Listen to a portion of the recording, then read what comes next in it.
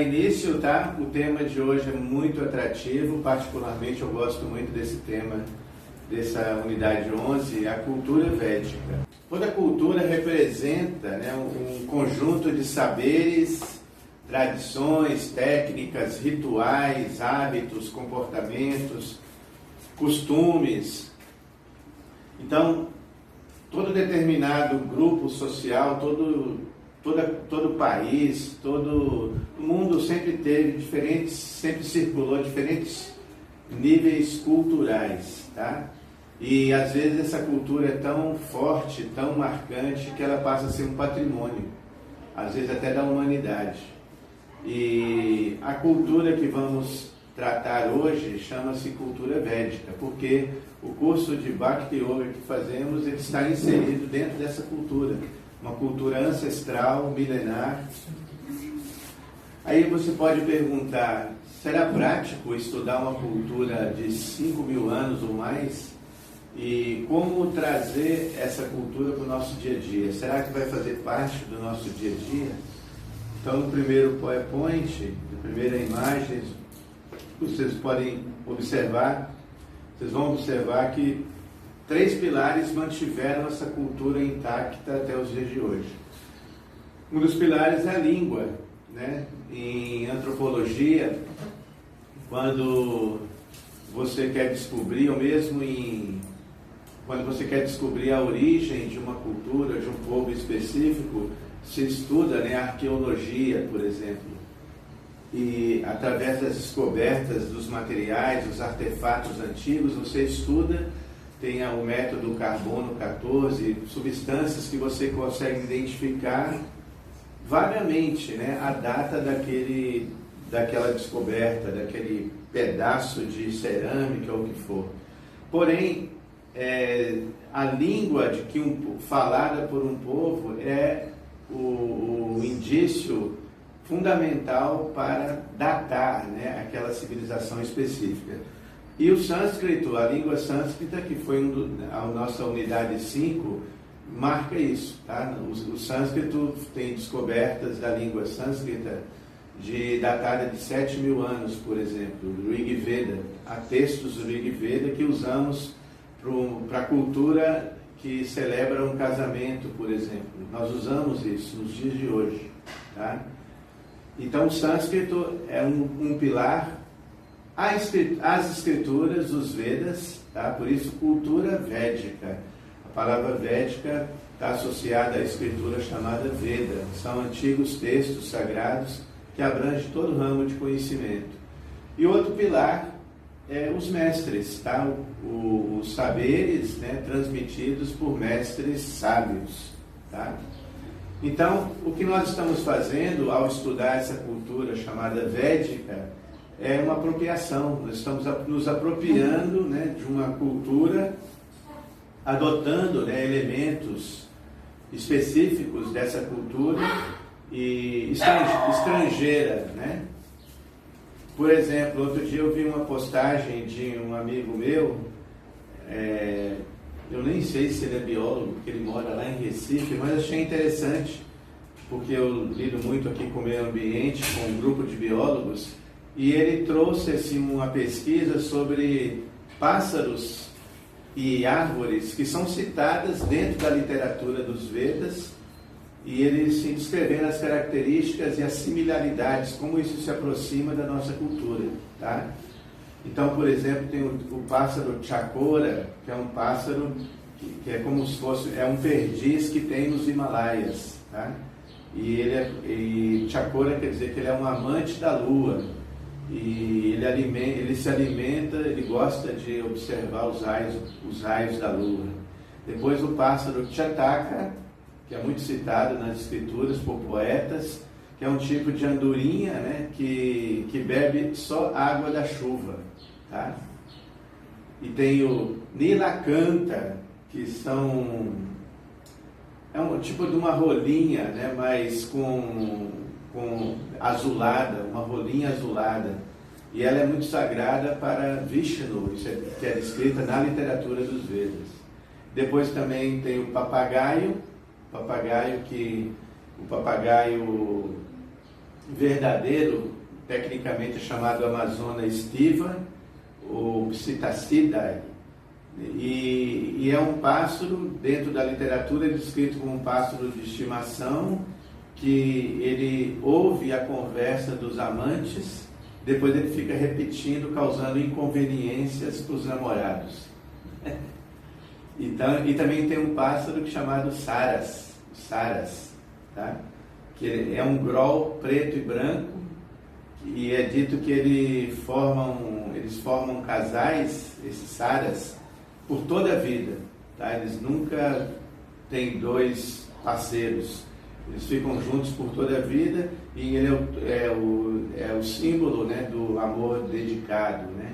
Depois tem árvores como chamado as árvores Aguro, Arjuna, Ashoka, que são árvores que existem até hoje na Índia. Tá? Também tem o jasmim Champaka, que tem aqui no Ocidente, em floriculturas, e tem um perfume assim, esplendoroso. Então, tem exemplos, né, na biologia, exemplos na medicina, temos exemplos na sociologia, política, e nós vamos nos deter aqui em falar sobre associar a cultura védica à teologia, à espiritualidade, à religião e à formação social dessa civilização védica, tá bom? Nós vamos limitar isso, porque é um tema muito abrangente, então nós limitamos o nosso currículo à religião, espiritualidade, a palavra Dharma, que é um aprofundamento da religião, e também a formação social dos Vedas. Tá? Amanhã a Damodara vai complementar falando sobre os deveres espirituais dos habitantes dessa cultura védica. Okay? Porque o que é interessante, o que é marcante nessa cultura, é que houve um tempo na nossa sociedade ocidental que se separou, houve uma ruptura da vida material, né, dos deveres sociais e a espiritualidade. Houve uma ruptura. E na tradição védica é muito curioso que eles não separavam, né, a espiritualidade dos deveres sociais rotineiros ou materiais.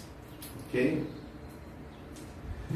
Como a tradição védica definia a palavra religião, tá? Que é muito desgastada aqui no Ocidente. Então, no Bhagavad Gita tem um verso que é indicado aí no início da apostila de vocês, o verso do capítulo 18, número 66.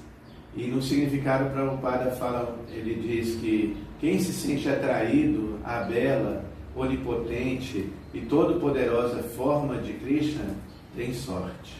É afortunado. Tá? A palavra religião significa assim, essa ligação, né? Essa sorte de você se ligar com o divino.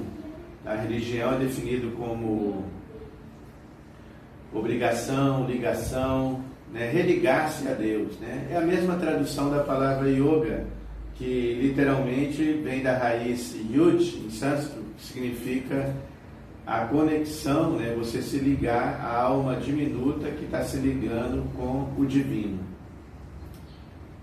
E Prabhupada define religião como sendo saber quem eu sou, saber quem é Deus, conhecer minha relação com Ele,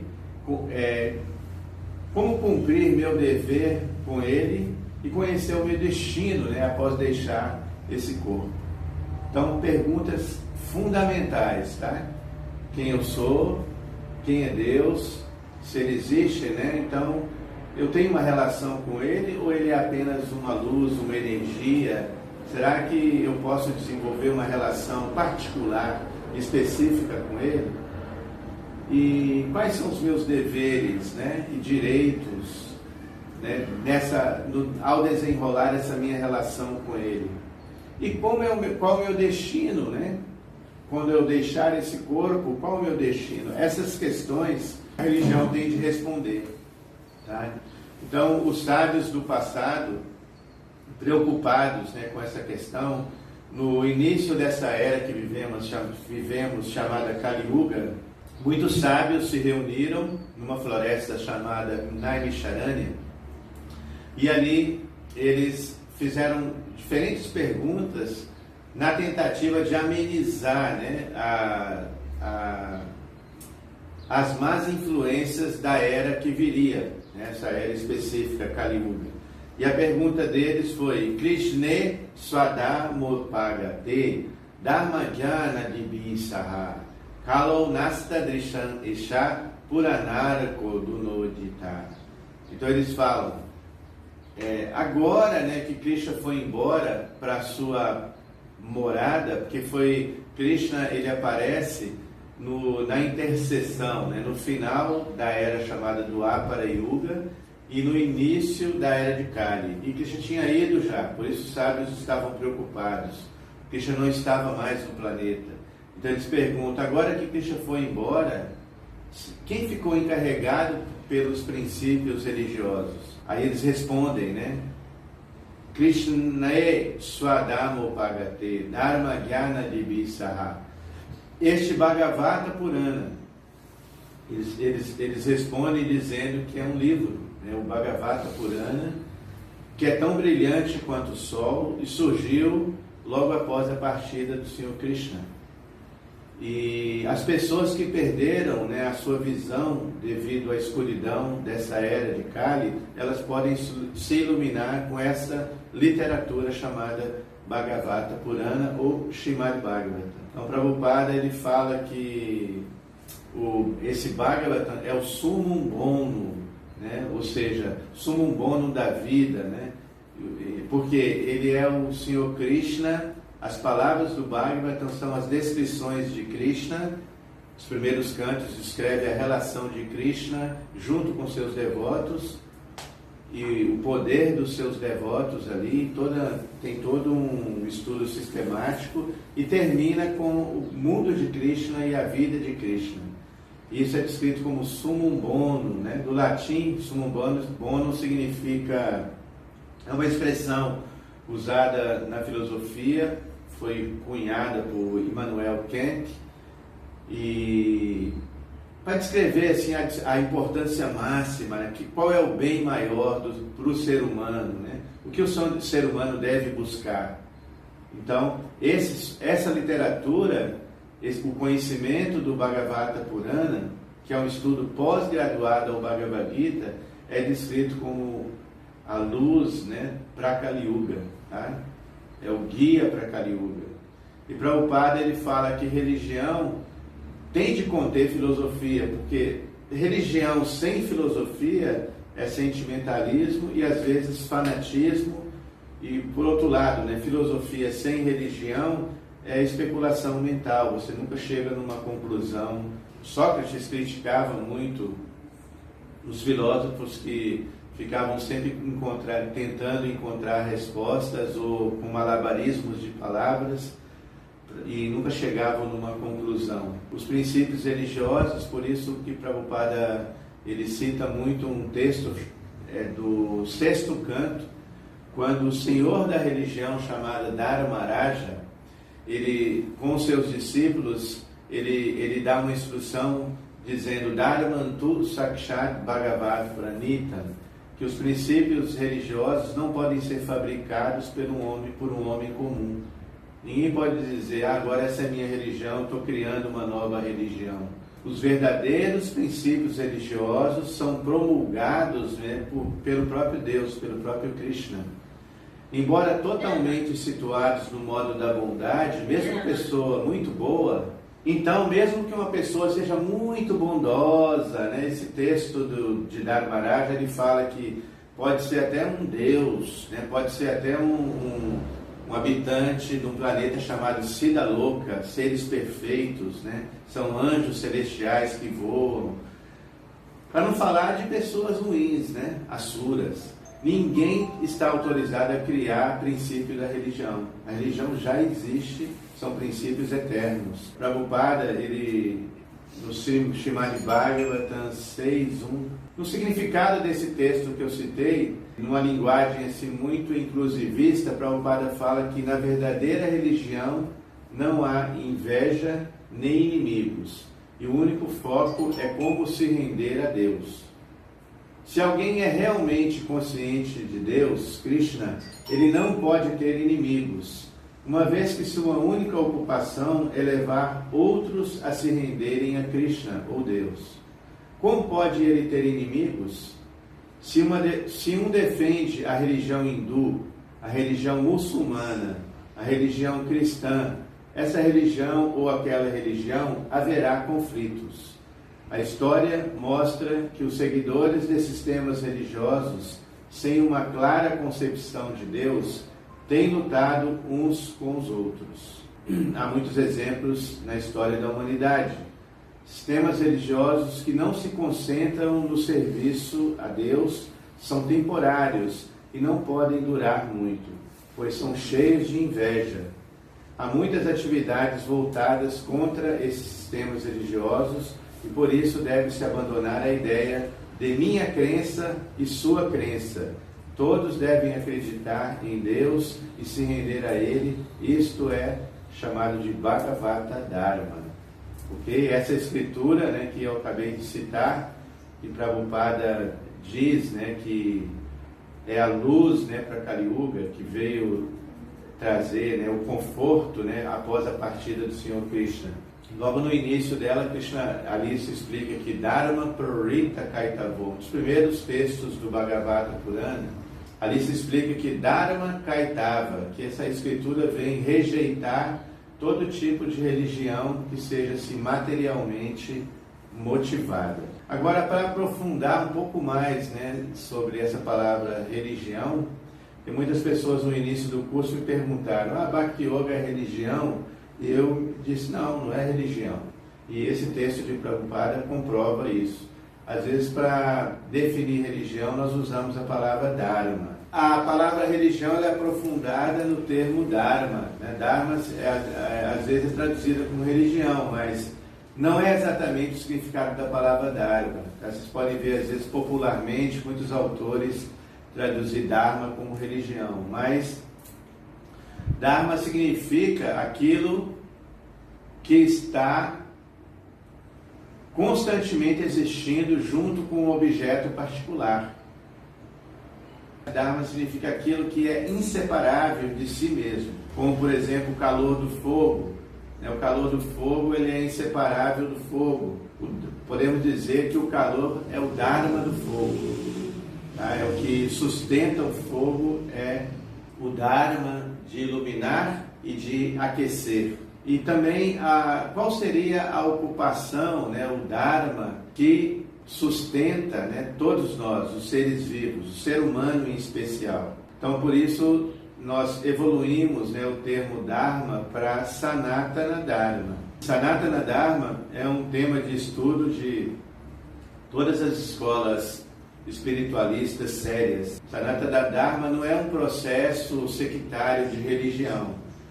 Sanatana Dharma é a eterna função das entidades vivas, eternas em relação com o eterno Senhor Supremo. Então, Sanatana Dharma refere-se à eterna ocupação de todos os seres, de todas as entidades vivas.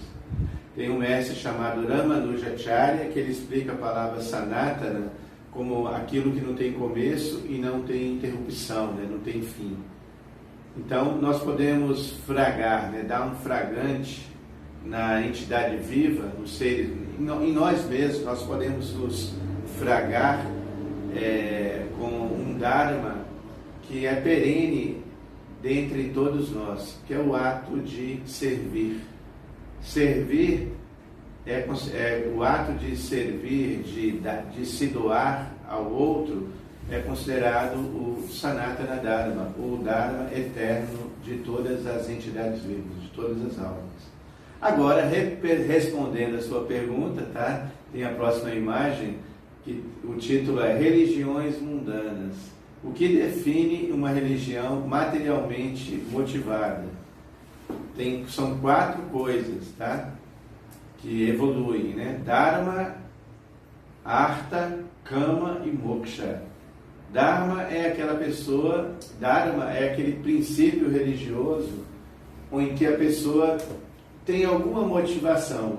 Tá? Inclusive, Krishna explica isso na Bhagavad Gita, que 4 tipos de pessoas boas, piedosas, se aproximam de mim. Uma, às vezes, por aflição, o aflito, outro porque está com dificuldade econômica, dificuldade financeira, às vezes por curiosidade e às vezes em busca de conhecimento. Naturalmente, nessa hierarquia de buscas, aquele que está buscando conhecimento é o mais, assim, bem intencionado. Mas aquele que busca Deus por causa de riqueza, por causa de qualquer necessidade fruitiva ou material, está buscando Deus como um provedor da encomenda que ele está fazendo ali. Às vezes a pessoa pensa, agora eu tenho a minha religião, agora que eu estou assim, dentro dessa cultura, eu estou bem situado, todo mundo vê que eu sou um bom religioso, uma pessoa boa, porque eu tenho religião, agora eu posso ir para a próxima fase, que é Artha. Artha quer dizer desenvolvimento econômico. aqueles encontros da prosperidade, né, em nome da religião. E depois, agora que eu tenho dinheiro, eu posso comprar o prazer, que é cama, né, porque com dinheiro você compra a felicidade. E muitas vezes essa busca pelo prazer, motivado pela psicologia da Raja Guna, o modo da paixão, que fica muito concentrado, né? Então a pessoa se autodestrói, né, com essa busca louca, né, pelo dinheiro e pelo prazer. Por isso no Bhagavad Gita Krishna fala Bhoga Ishvarya Prasaktanam Tayaprarita Chetasam, aqueles que estão muito determinados em buscar opulência material, riqueza, né, e gozo dos sentidos, Vyavasatmika Buddhi Samado Navidyate. O Samadhi da Yoga, né, que a meta do Yoga é encontrar esse equilíbrio, né, essa absorção completa na espiritualidade. Aí ele diz, Navidyate, nunca ocorre. Mas, se a pessoa é sincera, ela pode se frustrar nessa busca do prazer. Aí, quando ela se frustra, se cansa, somente quando chega depois de uma certa idade, ela se cansa se frustra, né? Prabhupada fala que essa frustração é uma boa qualificação, porque aí ela pode se empenhar com mais seriedade na vida espiritual. Aí buscar moksha, moksha que significa a libertação, a salvação. Mas mesmo moksha, mesmo essa busca de salvação, a religião que propõe a salvação está dentro dessa categoria aqui de inferior de religiosidade, religião mundana, né? Porque o Bhagavata Dharma, como Prabhupada enfatiza, né, a religião eterna, o Sanatana Dharma, ele tem que ser transcendental, né? Ele visa, né, o serviço a Bhagavan, isso é Bhagavata Dharma, ou a consciência de Deus, né, consciência de Krishna. E rejeita esses 4 pilares mundanos, né, da religião, essas buscas mundanas. Mesmo salvação, gente. Porque se você quer salvação, você quer se salvar, você ainda quer algo. Por isso tem um mestre que define isso dizendo, assim, a psicologia, diferentes espiritualistas, ele fala, Bhukti Mukti Siddhi Kami Sakali Ashanta Krishna Bhakta Niskama Ataeva Shanta. Ele fala que existem algumas pessoas que são bhuktis, algumas pessoas que não têm nenhum desejo material.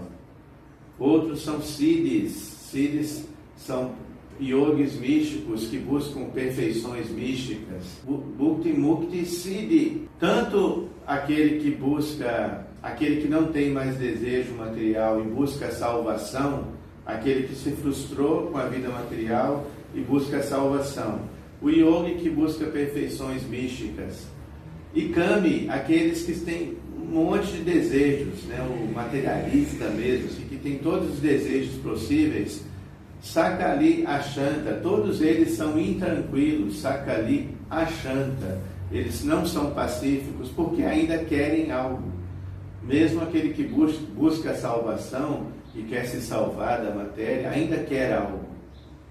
Porém, Krishna Bhakta Nishkama, o devoto de Deus, ele é Nishkama, ele não tem nenhum desejo, que isso parece paradoxal, porque nós já dizemos em outras unidades que é impossível parar de desejar, mas se diz que um Krishna Bhakta, ou um devoto de Deus, ele não tem desejos, porque todos os seus desejos estão diretamente relacionados com a transcendência, com a divindade.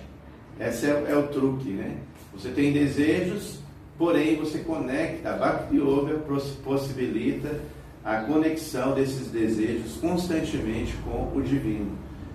Por isso, Krishna Bhakta Niskama Ataeva Shanta. Por isso, só essa pessoa que conecta os desejos com o Supremo, que pratica uma religiosidade que nem pode se dizer religião, né? Essa espiritualidade séria, sincera, Shanta, é tranquila. Só essa pessoa pode se dizer que é tranquila. E também outro sintoma de uma religião séria são seus pilares, o que sustenta essa religião, que a designa como uma religião realmente séria. Então, existem 4 pilares considerados: limpeza, misericórdia, veracidade e austeridade. E Srila Prabhupada, o nosso mestre, ele comenta, né, que quem segue esses 4 princípios regulativos, assim, sob a guia, né, de um mestre, de uma escritura autêntica, essa pessoa pode facilmente ultrapassar todos os sistemas de tapasya, de yoga. Ou seja, não é fácil, né, seguir esses princípios. Não são princípios morais apenas, não é moralismo. Por exemplo, limpeza. Limpeza se refere a não prosmicuidade, tá? Não é uma vida sexual. Krishna fala, Balam Balavatan Chahan Kamoismi Bharatashava. Eu sou o sexo. Krishna fala que o prazer sexual é ele próprio, quando é feito com os princípios do Dharma. Tá? Quando você escolhe uma pessoa, né, que dentro de um cerimonial, dentro de toda uma estrutura, né, como temos um livro chamado Kama Sutra, né, que faz parte dos Vedas, e essa escritura, por exemplo, explica, né, como um homem deve tratar uma mulher dentro da sociedade védica. Não existe tabu em relação ao sexo, pelo contrário, se fala livremente, abertamente sobre as questões da sexualidade, e ali se explica como a mulher deve ser tratada sem abuso e vice-versa. Então, limpeza significa a vida sexual sem abuso, sem nenhum tipo de abuso. Isso, inclusive, é dito que quem segue esses princípios, ela desenvolve limpeza, pureza e se desapega da vida sexual. No Ocidente, por exemplo, quem segue o Kama Sutra, quem conhece o Kama Sutra da parte dos primeiros estudiosos, né, porque o Kama Sutra veio para o Ocidente da parte dos primeiros indólogos, que foram ingleses. Foi a única escritura védica que eles conseguiram deturpar para impor o cristianismo na Índia. Foi a única escritura, eles não conseguiram achar defeito em nada. Quando eles viram o Kama Sutra, e no final do Kama Sutra tem a explicação da arte das posições sexuais, aí os caras, como naquele momento histórico, e ainda hoje o sexo é um tabu no cristianismo, o que aconteceu? Eles viram isso como um prato cheio para deturpar os Vedas. Tá? Mas, porém, o Kama Sutra foi escrito por um sábio, por um sannyasi, olha só, e ele escreveu essa escritura por compaixão aos casais. Ele via os casais brigando muito, ele escreveu essa escritura para apaziguar os casais e fazer com que eles se livrem gradualmente dos desejos sexuais e se apeguem mais a Deus, a Krishna. Outro princípio, outro pilar é a misericórdia. Tá? Sem misericórdia, sem compaixão, como uma pessoa pode se dizer religiosa? Misericórdia se refere, quando a pessoa se torna realmente misericordiosa, ela se abstém de comer alimentos impuros, alimentos derivados de violência. Então, ela se contenta em comer vegetais, cereais, frutas, legumes, assim, lácteos, uma variedade imensa de alimentos que Deus dispõe para nós. A palavra falada é muito forte, né, dentro da tradição védica, por isso não havia jogos, né, de azar, assim, principalmente os espiritualistas que abraçavam a religião com seriedade, a espiritualidade com seriedade, eles se abstinham, né, de praticar jogos de azar. E, por fim, a austeridade significa aceitar inconveniências, né? Ou seja, aquilo que eu gosto muito, mas eu não vou pegar isso agora. Austeridade se refere a não intoxicação, por exemplo, bebidas, né, inebriantes e assim por diante. Então, seguir esses princípios, gente, de espiritualidade ou religiosidade, é responsabilidade da vida humana. Tá? Esses 4 princípios Às vezes aqui para um ocidental é considerado um grande sacrifício, um martírio, né? Ter uma vida sexual regrada, se abster, né, de certos alimentos, comer apenas alimentos lacto-vegetarianos ou vegetarianos, porque tem muitos devotos que são veganos, praticar, né, o voto da verdade, nunca mentir, satyagraha, são os princípios do yoga de Patanjali, né? E depois, por fim, a austeridade, né? Não compreender que esse mundo já é muito doido, né? Um mundo muito louco, para que eu vou me intoxicar mais ainda com maconha, né?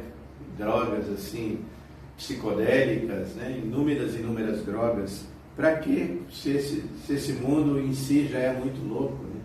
Então, vida humana significa seguir esses princípios, segundo Prabhupada.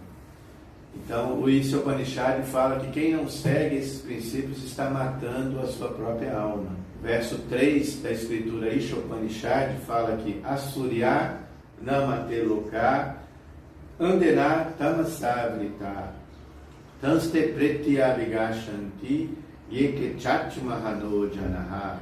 O matador da alma, não importa quem seja, tem que entrar nos planetas conhecidos como o mundo dos infiéis, cheios de escuridão e ignorância.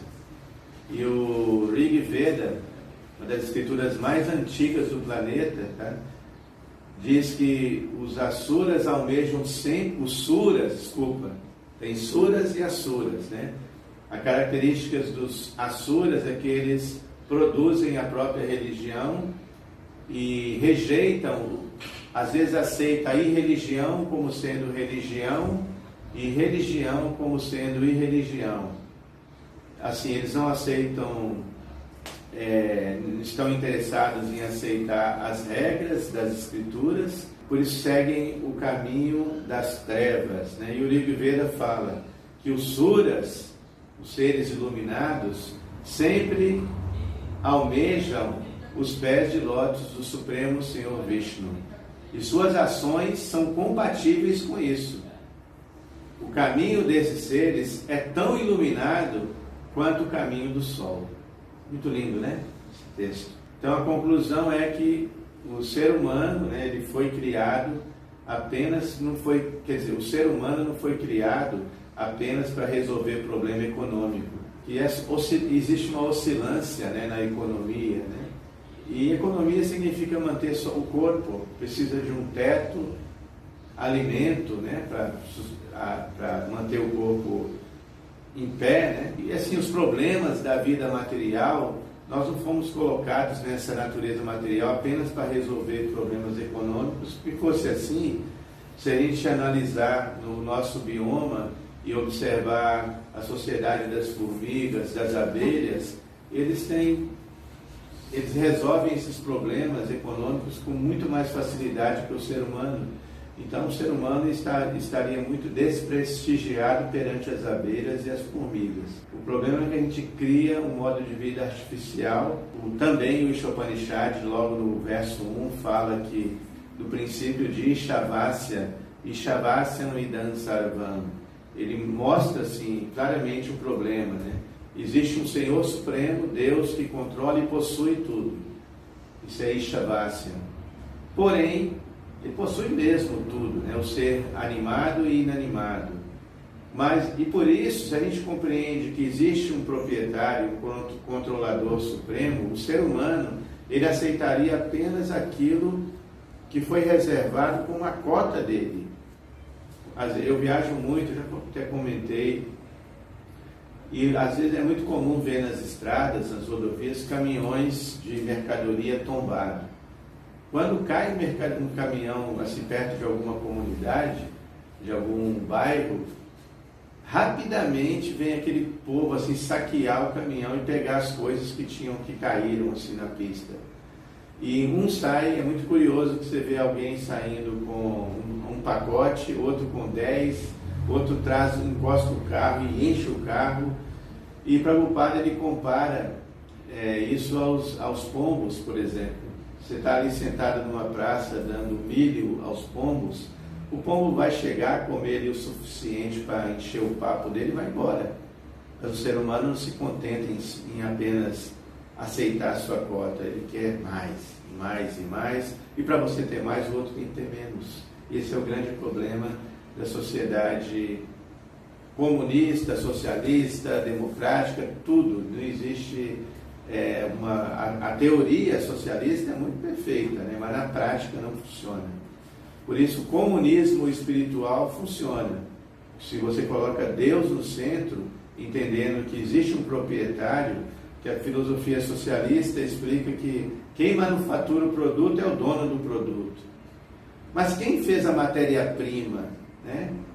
Você pode criar uma grande engenhoca, né? Mas você precisou da matéria-prima que vem da natureza, inanimada. E quem criou, quem controla essa natureza inanimada é o Senhor Supremo. Então a gente tem de reconhecer, né, esse controle supremo do Senhor, respeitando, né, essa exploração da natureza, não explorar tanto a natureza. Tem locais de planeta que existem crateras assim enormes, que o homem vai explorando, né? Em Minas Gerais, quando a gente vai chegando em Belo Horizonte, é possível ver crateras assim, ó, que o caminhão vai descendo, caminhões enormes para extrair ferro, para extrair minério. Tem cidades do lado de Ouro Preto, por exemplo, que são crateras enormes para extrair pedra-sabão. Tem outras pedras preciosas que o homem vai explorando, e aí a gente vê o que a gente vê hoje, o resultado, né? O planeta cansado, né? Sabe, de tanto dar, e não existe essa reciprocidade do ser humano. Aí a gente fala de karma coletivo, não só o karma individual, mas esse karma coletivo. A polícia, às vezes, ela vai dar um linguajar, né, da investigação policial, é o flagrante, né?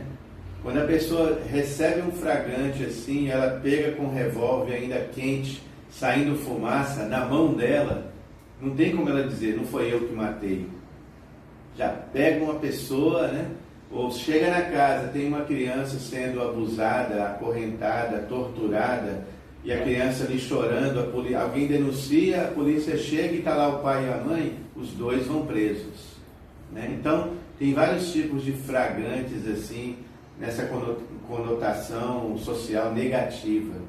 Porém, a gente tem um flagrante positivo, que no início da pandemia nós ficamos um pouco românticos e achamos que a pandemia vai tornar as pessoas mais boas, as pessoas vão ficar mais assim, piedosas, né? Sensíveis. Mas o que a gente vê é que quem é ruim está ficando mais ruim ainda. E as pessoas boas são aquelas pessoas que querem ajudar uma a outra, pessoas solidárias, mais amorosas, piedosas. Essas pessoas é um flagrante que você dá. Apesar das circunstâncias adversas, há almas boas. E mesmo as pessoas muito ruins, a gente vê que tem motivações boas também no ser humano. Então, isso diferencia, né, o ser humano de muitos animais. A piedade, a solidariedade.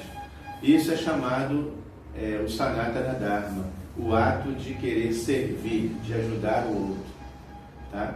Porque Dharma, ou seja, você pode até dizer que ama a Deus, como muitos religiosos falam, eu amo a Deus, meu Deus é poderoso, só meu Deus pode salvar, e se você não aceitar meu Deus, você vai para o inferno, porque você não aceita Ele, né? Krishna, né, ele usa uma linguagem assim, muito inclusivista ao dizer que todos os homens seguem meu caminho em todos os aspectos. Quando Krishna fala assim, ele está dizendo, inconscientemente, todo mundo está praticando esse Dharma de servir, cada um no seu nível, né? Então, Sanatana Dharma, resumindo, Deus, é isso, o ato de servir, de solidarizar-se, né? Porque dizer apenas que ama Deus não é suficiente. A prova que você ama um filho, que ama o irmão e ama a mãe, é que você está sempre preocupado com essa pessoa. Mas o ponto é que nesse mundo nós sempre nos frustramos com as relações desse mundo que são transitórias, ilusórias. Mas a relação com o divino, com Deus, ela é eterna.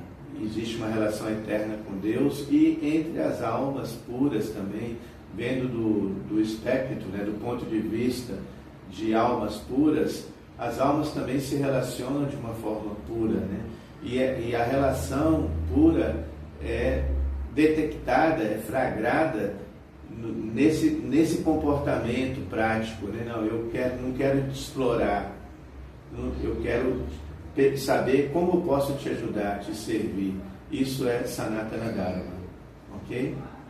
E quando o Prabhupada fala que seguir os 4 princípios de limpeza, misericórdia, limpeza, né? A vida sexual regulada, misericórdia, compaixão para com todos os seres vivos, principalmente, nesse caso específico, misericórdia está relacionado com a dieta, com a nossa dieta, porque mostrei, né, dados do FBI, por exemplo, investigações, assim, pesquisas científicas foram feitas com assassinos, psicopatas, crimes assim terríveis, e eles desenvolveram uma técnica para entender a psicologia de pessoas tão cruéis, tão maldosas, e perceberam que eu não lembro, não posso me arriscar aqui em falar, mas a porcentagem é muito alta, de 80% a 90% dessas pessoas praticavam maldade com animais na sua infância, sabe? Crueldade mesmo, assim, de pegar animais e arrancar, assim, não ter sensibilidade com animais. Começa com os animais, depois ela vai crescendo e essa mentalidade cruel se multiplica entre seres humanos. Então, misericórdia, depois o princípio da veracidade, que está sempre relacionado com o jogo de azar. Psicologicamente, quando você joga, você tende a querer ser o melhor, né? Querer enganar, e usa por trapaça. Tem muitos jogos que tem trapaças, né? Isso não está sendo... Os jogos, gente, brincadeiras que precisam, né, de aposta, de dinheiro, isso aí não é proibido. Mas o devoto se abstém de apostas que agitam a mente, né, que induz ele, às vezes, até a mentira no dia a dia. E a mentira é muito louco, né? Ela começa, às vezes, pequenininha, e depois você vicia na mentira e vai aumentando e perde o controle. Tá? Você diz que a mentira tem perna curta, né? E, por fim, a tapácia, né, a austeridade, que é aceitar inconveniências, né? No passado, esse exemplo que o Prabhupada está dando, Neuza, é porque na cultura de Prabhupada, na Índia, é comum até os dias de hoje você ir em lugares sagrados, como Varanasi. Você vai ali, por exemplo, em Rishikesh, que é o reduto dos yogis. Tem ali uns lugares que são o sopé dos Himalaias, quando o rio Ganges desce pela primeira vez. Existem yogis, aqueles caras com sadhus, né, com cabelos enormes, não corta mais o cabelo, não corta a unha, e eles ficam praticando a ginástica da yoga, né, o controle da respiração, sem bhakti, sem devoção. Aí o que acontece? Vira um processo de yoga mecânico.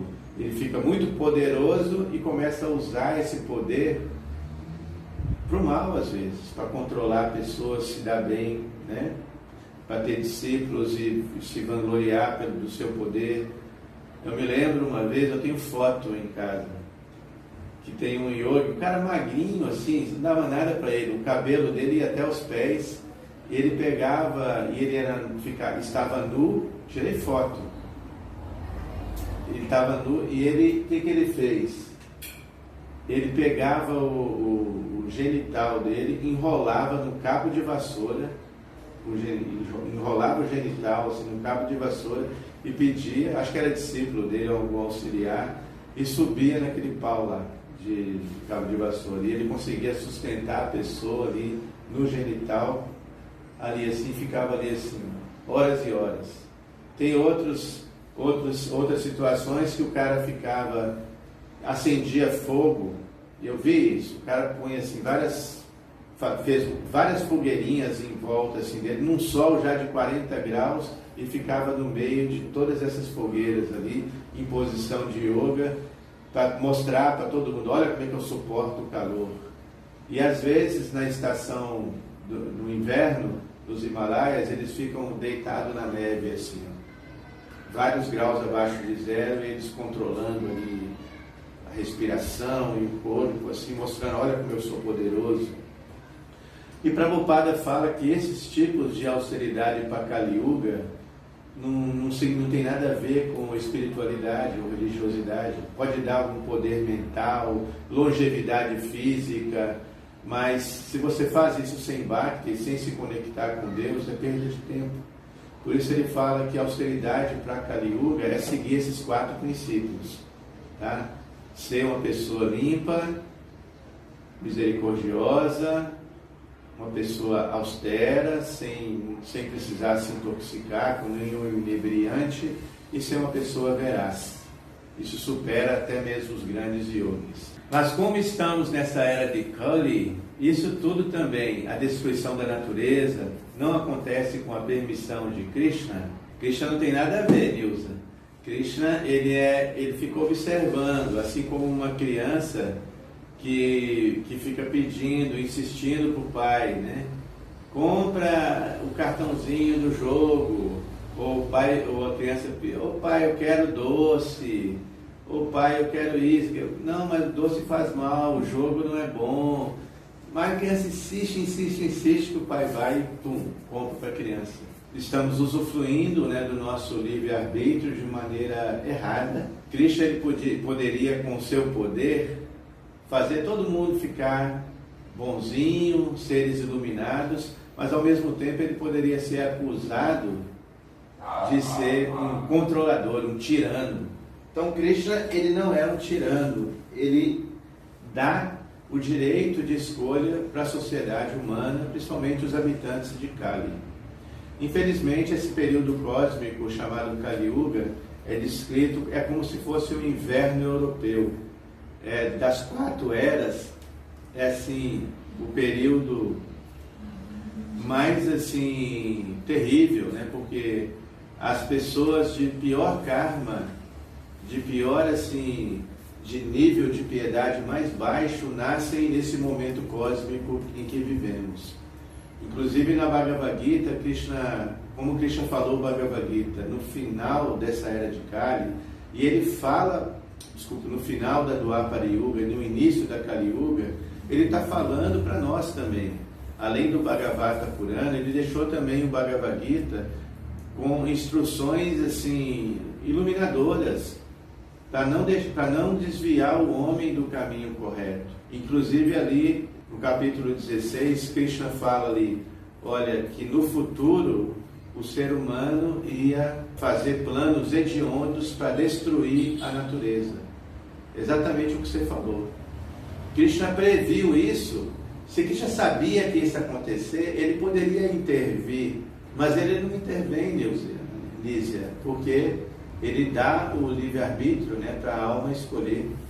As almas, elas estão no seu círculo natural, e naturalmente, quando a alma se volta para ele, quando a alma usa o livre-arbítrio de forma apropriada, aí sim, como Krishna ele diz na Bhagavad Gita, Sarvasya Chahan Ridi Sanivisto Mata Smriti Jnana Apohanancha. Ele fala, eu estou sentado no coração de todos os seres. Então Deus é nosso melhor amigo, Ele é o testemunha de tudo, Ele é onipresente, né? Então Ele sabe de tudo. Ele é onibenevolente, onipotente e onipresente. Essa foi a teoria de Epicuro, né? Filósofo grego. Krishna também, ele é Abhigya, né? Abhigya Swarati. Ele tem consciência de tudo que existe. Ele é desapegado, ele não se apega, né? Ele cumpre a sua missão, mandando as escrituras, mandando almas, inspirando as almas a transmitir o conhecimento, manda muitos profetas, né, sábios para transmitir o conhecimento, e ele deixa as almas escolherem, né? Ele não força ninguém a escolher. Então o ato de amar, o ato de ser bom é espontâneo, né? Então esse é um dilema, né? Você trouxe esse ponto que é discutido há muitos séculos, né? Os filósofos gregos discutiam, né? Epicuro, ele não era um ateu, mas ele criou ele foi considerado o pai do ceticismo, né? Muitos céticos não creem em Deus baseado nisso, né? Se Deus é todo bom, se Deus é todo poderoso e se Ele é onisciente, por que existe o mal? Então esse é o trilema de Epicuro. Mas a gente resolve esse trilema on abhyasarat, né? Deus ele é independente, swarat, ele é livre, né? E quem é livre gosta de dar liberdade também. Então, num governo, por exemplo, tirano, né? O governante tirano ele quer controlar, manipular as pessoas, criar assim, ele articula, né? Sabe, ele cria assim narrativas porque ele quer controlar, dominar as pessoas. Porém, Krishna não é assim um tirano, um Deus tirano. Ele deixa as pessoas livres. Como no Bhagavad Gita 2.27, Krishna fala: aquele que nasce vai morrer, a morte é certa. Para aquele que morre, o nascimento é certo. Portanto, não temos de nos lamentar, né? Desempenhar nosso dever sem apego. A Lisa também fala, antes da Rosa, ela fala: o desapego ao mundo material. Não devemos nos apegar, nem lamentar pelos vivos nem pelos mortos, mas quão difícil é. É uma caminhada, tá? É muito difícil, mas não é impossível. A gente pode se inspirar em muitas grandes personalidades que fizeram isso, tá? E a Rose diz: Rama, por isso reencarnou tantas almas. Em 1950 éramos 2 bilhões e hoje, em apenas 71 anos, somos 80 bilhões. É muita diferença em tão pouco tempo, né? Então, o próximo PowerPoint trata do tema Varnashrama Dharma. Esse é um ponto muito atrativo, que eu gosto muito, muito atrativo para sociólogos, para a gente entender a sociedade, o mundo pós-moderno em que vivemos, tá? Varnashrama Dharma. Essa palavra Varnashrama, ela é dividida é uma palavra composta, tá? Varna e Ashram. Dharma, tá? Dharma, ou seja, a sociedade ancestral, a sociedade védica, ela era organizada de tal maneira em que as pessoas eram conduzidas para o avanço espiritual, para o seu desenvolvimento espiritual. Como eu disse, era possível, né, associar as artes, os saberes, a educação, a política, a economia, tudo era conduzido, nada era separado da vida espiritual. Isso é impressionante. Não existiu essa ruptura dentro da sociedade védica. E isso é chamado Varnashrama Dharma. Então, Varna e Ashram. Tá? O que é Varna? Varna são 4 divisões sociais e Ashram, 4 divisões espirituais. Eu vou falar das 4 divisões por mais 15 minutos, assim eu vou falar sobre as 4 divisões sociais, e amanhã a Damodara vai falar sobre as divisões, os deveres espirituais. No Bhagavad Gita, capítulo 4, texto 13, Krishna fala: Chatuvarna Mayashristam Guna Karma Vibhagasha Tasya Kartaram Apimam Vidi Akartaram Avyayam. Krishna fala que eu criei Deus, como eu disse, ele sendo o criador de tudo, o proprietário de tudo, ele também criou as divisões da sociedade humana. Então, em toda a sociedade humana é possível observar 4 estamentos sociais. Às vezes a gente traduz como classes sociais. Eu evito dizer classe social, porque o termo classe social surge com o advento do capitalismo, com a industrialização, né, com a sociedade urbana, tá? Mas o que existia dentro da cultura védica eram estamentos sociais. Esses estamentos eram chamados tecnicamente de Brahmana, Kshatriya, Vaishya e Shudra. Interessante que Krishna ele vai enfatizar esse tema das ordens, das classes sociais, ele enfatiza muito mais que as classes espirituais. Por quê? as aspirações espirituais, elas mudam durante a vida, mas as nossas tendências psicofísicas ou sociais, elas ficam com a gente a vida toda. Às vezes a gente nasce com ela e morre com ela. Por exemplo, Krishna fala, primeiro ele fala que, verso 48, capítulo 2, ele fala: Yoga está kuru karmani sangantyakutva dhananjaya. Desempenhe o seu dever com equilíbrio, ó Arjuna, abandonando todo apego a sucesso ou fracasso. Tal equanimidade chama-se yoga. Depois Krishna diz, o verso 9 do capítulo 3, você deve realizar trabalho na sociedade, né, como um sacrifício, né, a Vishnu. Caso contrário, o trabalho produz cativeiro neste mundo material, produz karma. Portanto, ó filho de Kunti, execute seu dever para a satisfação de Deus. E dessa forma, você sempre permanecerá livre do cativeiro do karma. Depois, no verso 7, capítulo 3, ele fala: Shreyan swadharmo viguna paradharmati swanustita.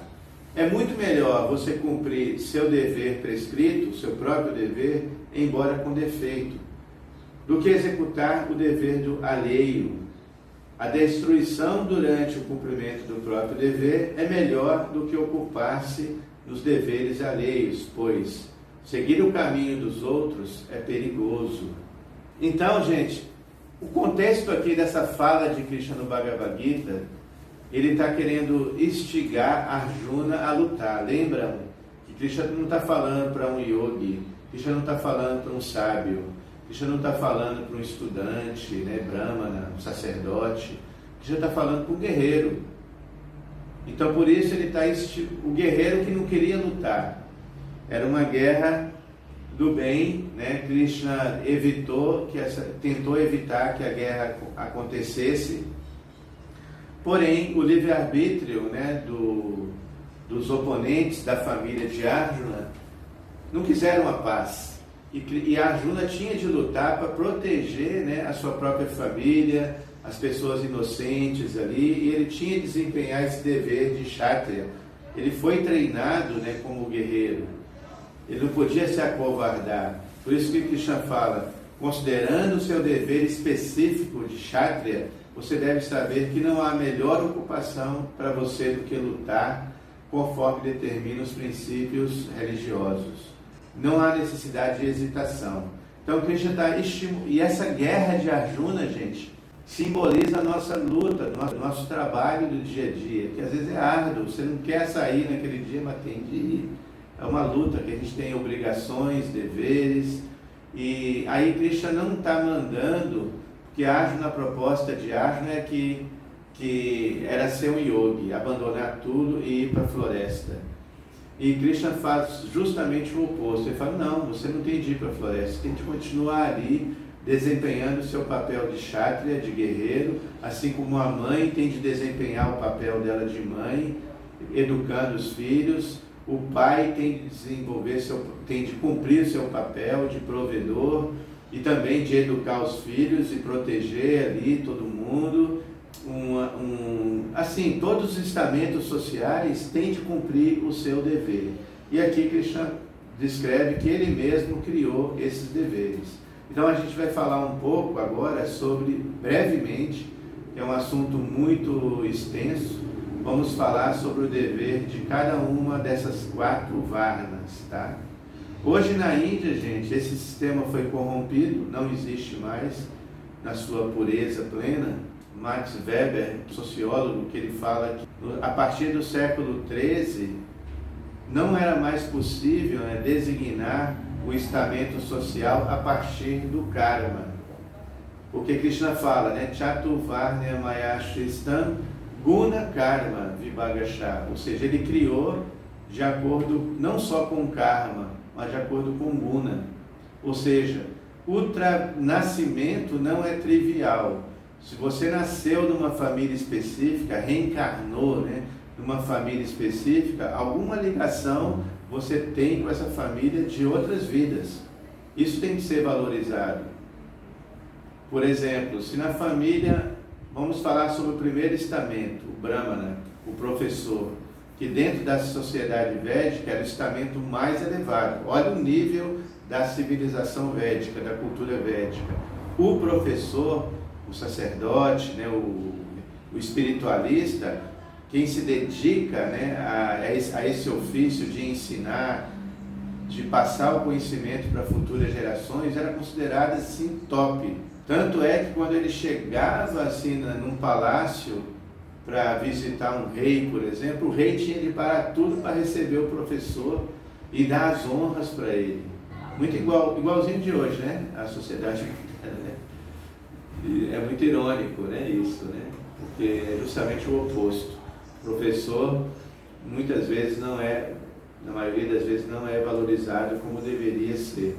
Mas essa era a grande nobreza da sociedade védica.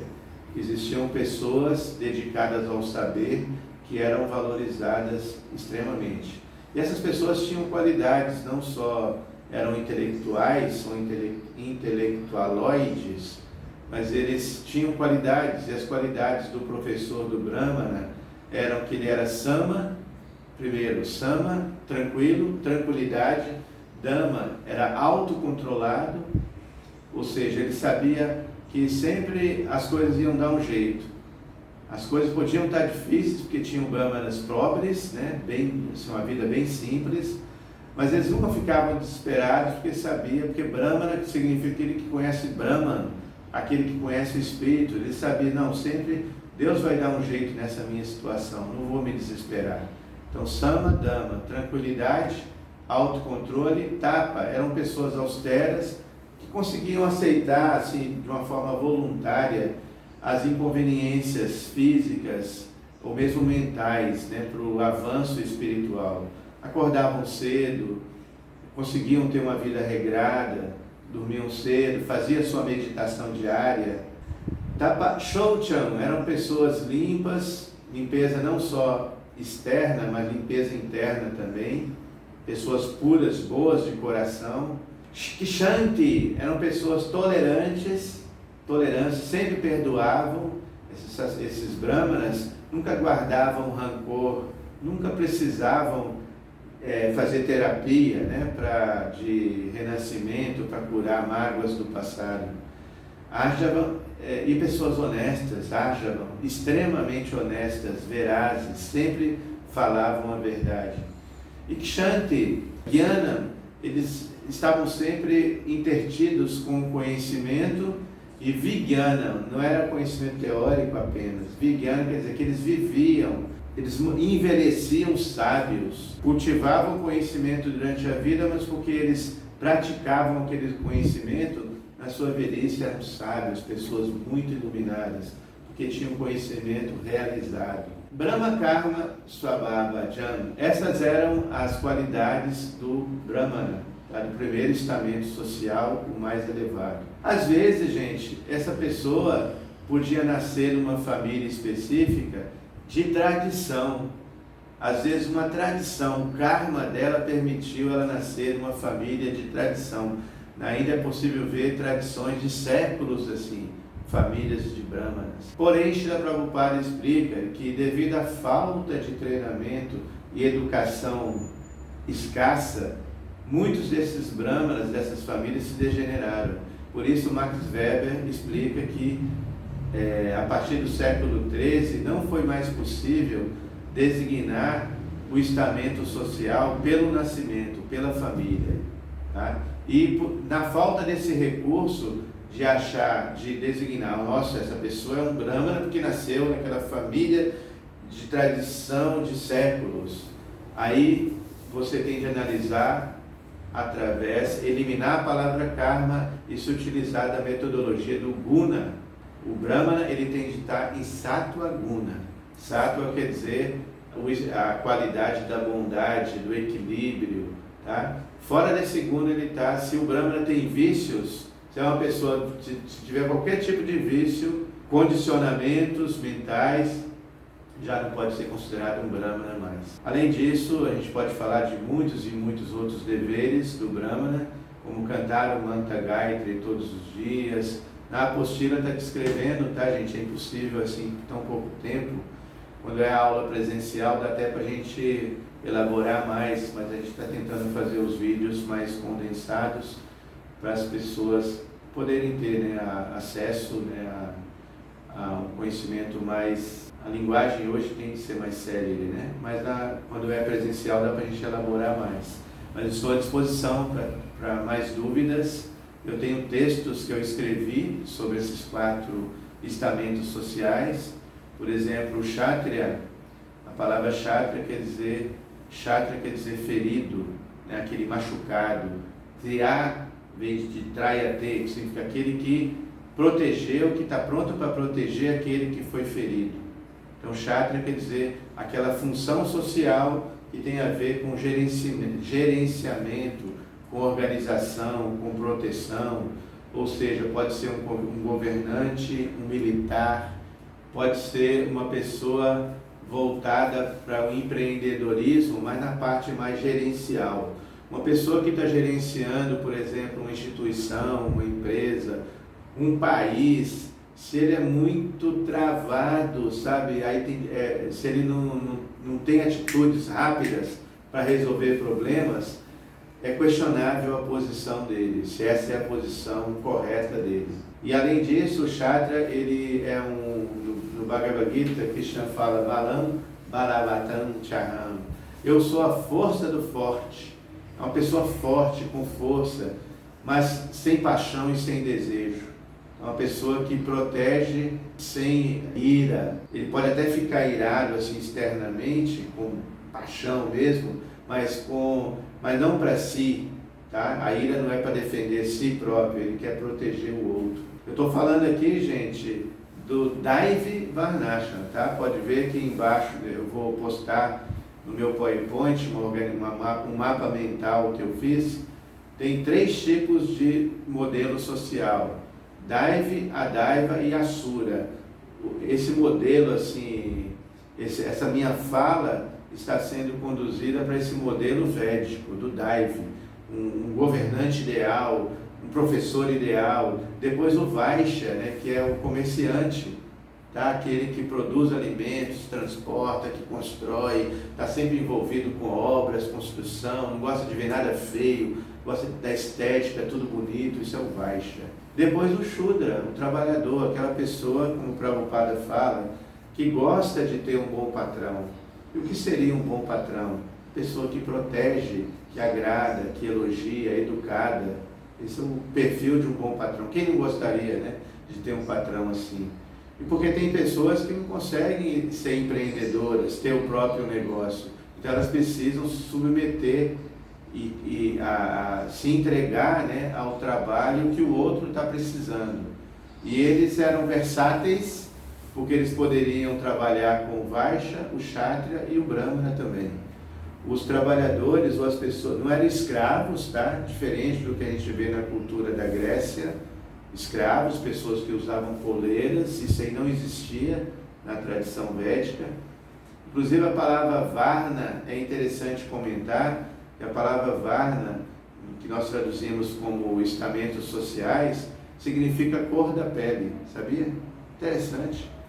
Na medida que a pele ia escurecendo, era o estamento mais baixo, né? O Brahmana era os olhos azuis, né? Será que é uma coisa meio hitleriana, né? De que a raça pura? Depois o Kshatriya, a pele mais vermelha, o Vaishya, mista. Então isso é tudo muito subjetivo, gente, porque nós, assim como, por exemplo, outro dia estávamos discutindo, como a gente não tem a gravação do sânscrito original, a gente não tem a gravação de como era falado o sânscrito roots, né, original, raiz. A gente não tem, por exemplo, a foto da roupa que as pessoas usavam na tradição védica. E também, se não tem a foto da roupa, a gente não tem a foto da pele das pessoas.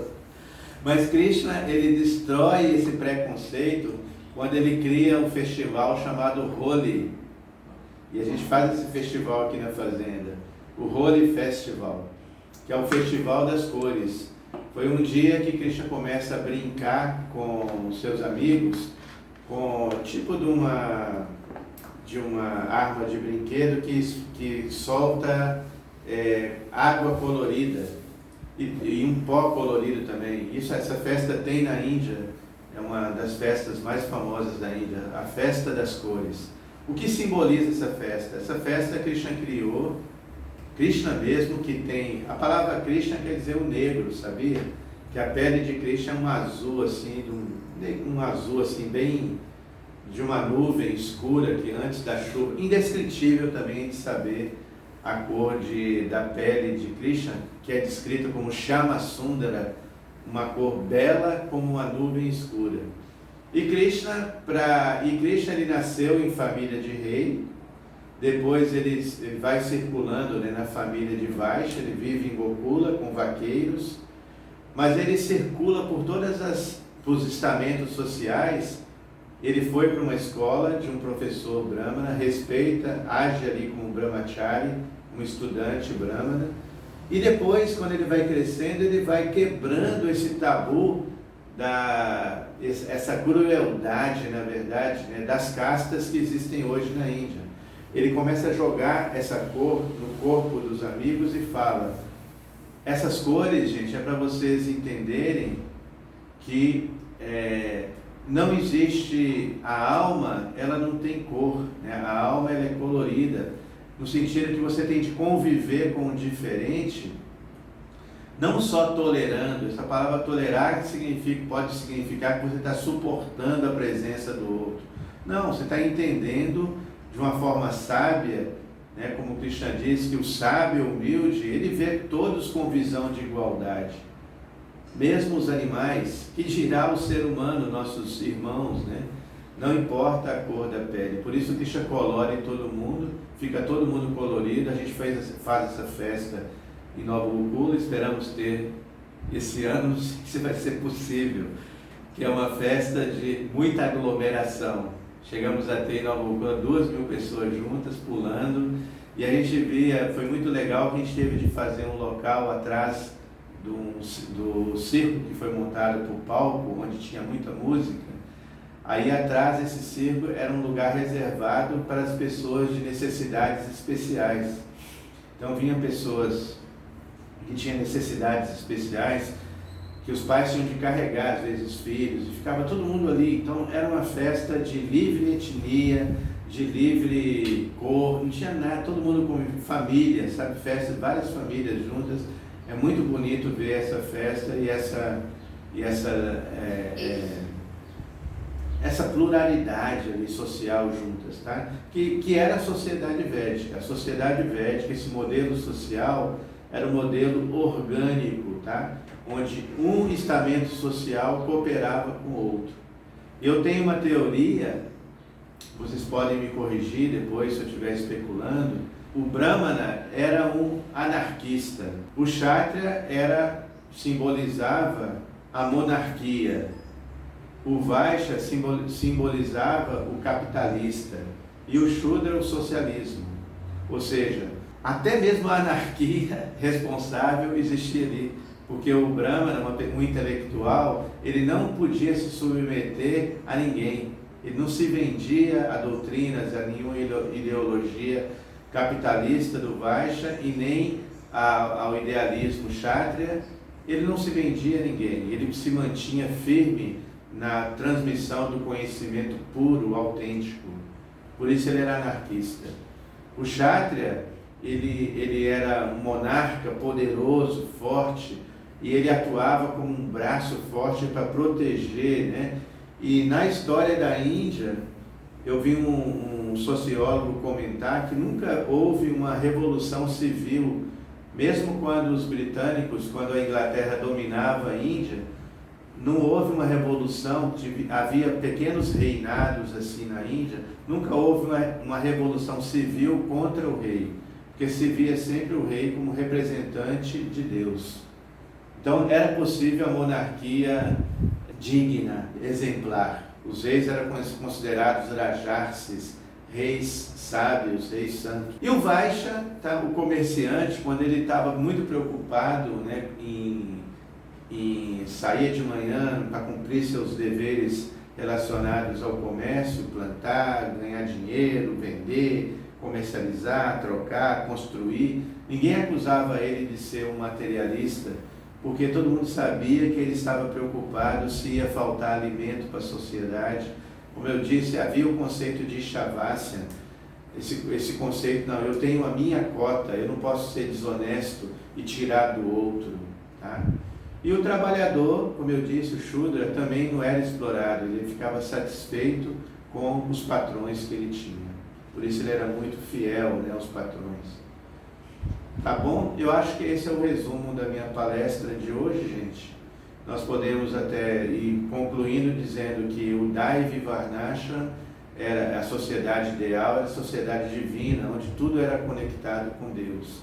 Trazendo um pouco para a nossa realidade, Prabhupada, quando fala de Daivi, ele quer dizer Bhakti Yoga, quando a pessoa chega no estágio da devoção plena ao Senhor Supremo, conectando todas as suas funções sociais, não importa se seja um intelectual, um administrador, um Vaishya, um Shudra, ele conecta tudo com o divino.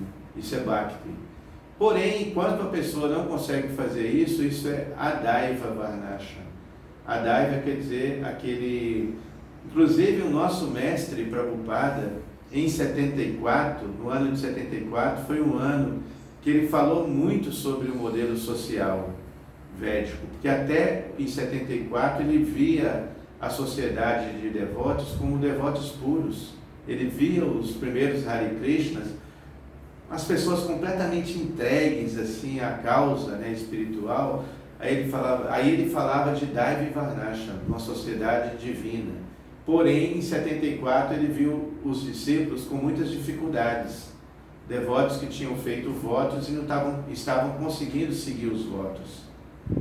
Aí Prabhupada foi e começou a falar de Adaiva Varnashram, que significa Karma Yoga, sabe? Ou seja, cada um se aproveitar os conceitos do Varnashrama Dharma, ou seja, se ocupar na sociedade de acordo com a sua natureza, como temos, por exemplo, convivido e podendo ocupar muitas pessoas, aqui como eu estou aqui agora com o Rui, né, que tem essa habilidade de mexer com aparelhos eletrônicos, sem ele eu não poderia estar passando essa palestra para vocês agora. Então ele está usando esse dom dele, depois ele vai gastar horas e horas editando, né, e dias, né, editando o vídeo para postar no YouTube. Isso é Karma Yoga. Depois tem um advogado que eu conheço, que faz parte do curso, um amigo meu, que protegeu o Nova Gokula, tá? Ele faz parte, é um dos alunos do curso, na primeira e a segunda edição, o Dr. Harada. Um cara que vem de short, super simples, mas super inteligente, super justo nas suas causas, nunca perde nenhuma causa, porque ele é firme ali, muito inteligente e justo. E ele protegeu o Nova Gokula várias vezes, em várias instâncias, quando o Nova Gokula estava sendo invadida pelo vizinho que estava roubando um pedaço de terra. Isso é Karma Yoga. Ele usou o dom dele, do direito, para Krishna. Ele não precisou abandonar o ofício dele para ser um devoto de Krishna. Ele canta a japa dele normalmente. Tem muitos professores, tem muitos terapeutas, né, que estão me ouvindo aí, tem muitos psicólogos, psicanalistas. Vocês não precisam abandonar nada, como o Prabhupada dizia. Vocês não precisam abandonar nada em suas vidas, só tem de colocar um ingrediente, o número 1, né, que é Krishna. Só isso. E porque senão, gente, nós podemos ficar vitimados ao terceiro tipo de sociedade, que é o Asura Varnashram, que é a sociedade que a gente vive, uma sociedade escura, sociedade negra, né? Negra no sentido de obscura, né? De tamaguna, né?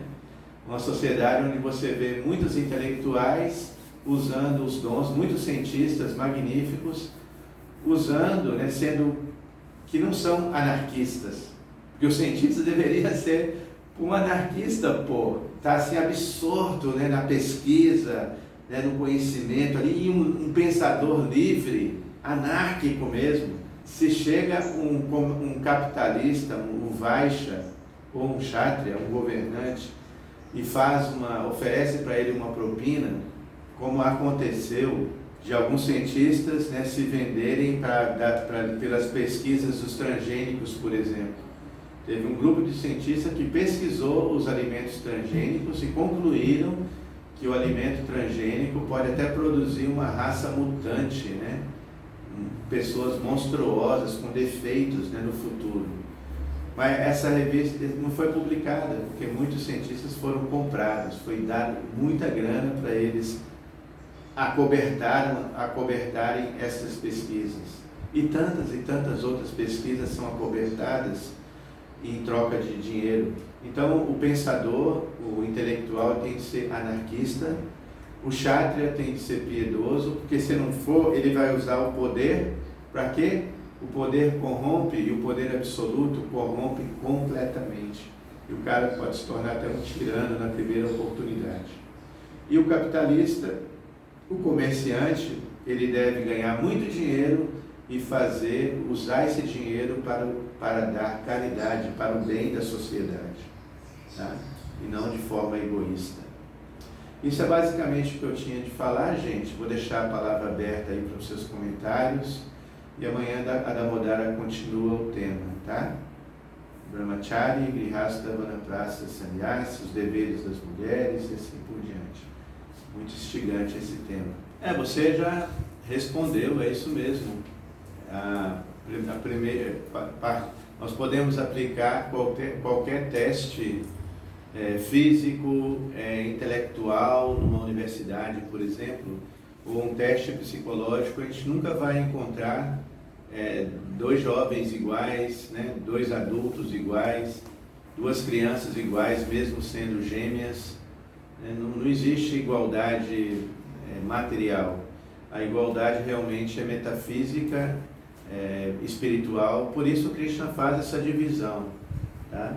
Mas ao mesmo tempo, o problema da sociedade moderna que eu quero pontuar é que deve existir igualdade de oportunidades. Esse é o grande problema, porque não tem igualdade de oportunidades. O que se deveria focar na sociedade moderna, os políticos e muitos grupos sociais estão se aproveitando dessa narrativa da diferença, da suposta igualdade, para alimentar o ódio, tá? Mas não se fala, eu acho que a carência é de oportunidades iguais, porque segundo o conceito da sociedade védica, mesmo um Shudra, uma pessoa que nasceu no estamento inferior, ele tem de ter a oportunidade de ascender, de se elevar para estamentos superiores. Inclusive foi a grande luta de Gandhi isso, e Gandhi conseguiu colocar na Constituição indiana o Harijana, né? Harijana quer dizer que todo mundo é filho de Deus. Então, assim como no Brasil tem essa coisa da cota de negros nas universidades, na Índia também existe a cota eles chamam de Dalits, né? No governo, né? Nas universidades também, tá? Dalit quer dizer aquele que não tem casta, né? Que é abaixo não está situado ali no Varnashram. Porém, apesar disso, existe uma coisa na Índia que existe no Ocidente também, que é a própria autodiscriminação, que as pessoas, mesmo eles se discriminam tanto, né, que eles não estão afim de sair do seu grupo social e ir para outro, com medo de perder a proteção e ficar submisso, né, a um governo que não vai lhe proteger. É impressionante isso na Índia, existe isso na Índia hoje. Então, o que tem de ter disponível, né, além de desmistificar essa coisa da igualdade artificial, né, que na verdade a igualdade é espiritual, todo mundo é alma, e a alma é Sati Ananda, ela é plena de eterna, toda alma é eterna, toda alma é cheia de conhecimento, é sábia, e toda alma é feliz, cheia de bem-aventurança. Não importa a capa externa que encubra a alma. Se essas almas não têm não tem a oportunidade de nascer no mesmo nível, né, social, que todo mundo tem que ser igual, desempenhando o mesmo dever, isso é uma agressão para a própria liberdade de escolha das almas, né? Agora, a oportunidade todo mundo tem de ter, que particularmente eu acho que essa é a grande carência na sociedade brasileira e no mundo inteiro. Por exemplo, se você tem a sua filha, se sua filha tem uma tendência a querer, por exemplo, a exercer o ofício da medicina, e aí ela tem de submeter à crueldade, né, de estudar pelo menos uns 3, 4, 5 anos fazendo cursinho para conseguir passar num teste para entrar numa faculdade pública, porque a faculdade particular, sem chance. Sem chance, não sei, pelo menos para mim, dos meus filhos, que a faculdade é no mínimo 7 mil por mês. 7 mil, a faculdade melhor, né, lá em Campinas, por exemplo, é 12 mil por mês. Faculdade de medicina, ou seja, no final do curso de medicina, quase, não sei lá, tem que fazer o cálculo aí, quase 1 milhão para você se formar em medicina. Então virou uma casta também aqui no Ocidente. No Ocidente também virou uma casta. Aqui é também uma casta, velada, né? Velada, não se fala, mas é uma casta. Então só tem oportunidade de estudar os filhos desses poucos que você disse, né? Desses 10% que a renda ficou concentrada para eles. Então, assim, é uma discussão longa, né? Você já, a sua explanação já também mostrou, né? Indicou o problema em si e a solução, que eu acho, pelo menos, você também indicou a solução, que é o conhecimento espiritual, essa visão de que todos somos almas, e na prática, a gente vai ver isso quando as oportunidades forem iguais para todos. Obrigado, gente. Até amanhã, tá? Hare Krishna. Até amanhã. Tchau, tchau.